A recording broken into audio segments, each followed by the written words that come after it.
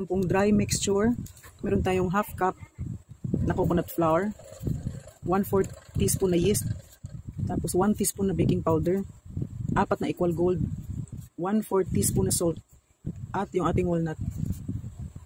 Ngayon, pagsamasamahan natin yan later.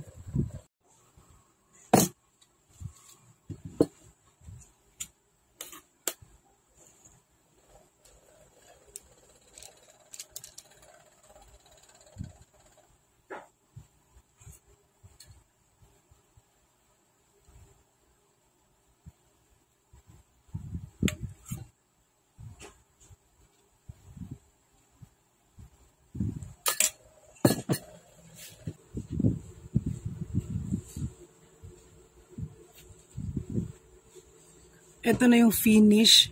Bali, ang ginawa ko, kasi pinarti-party ko siya ng maliliit sa air fryer. Ito parang perfect. Talagang cookies siya. Ito, tinikman ko siya eh. Cookies ang dating, kasi malutong. Itong isa naman, niluto ko sa aking frying pan. Yung non-stick pan ko. Parang naging hot cake siya na maliliit. Hindi ko gusto yung itsura nito.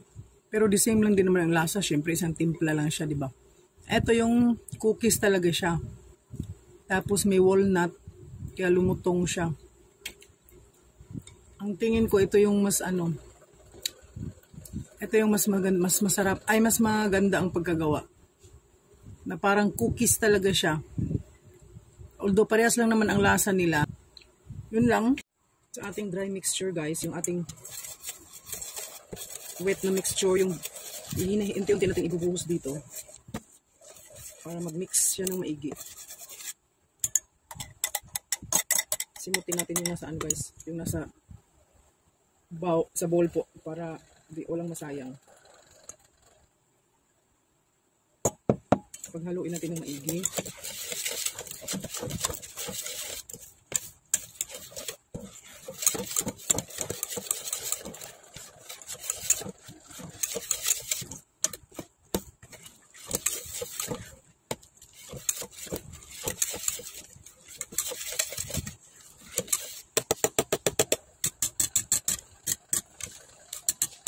Paghalo na siya.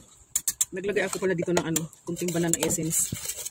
Wala akong vanilla kaya banana essence na lang. Yun. Ilalagay na natin siya sa ating frying pan.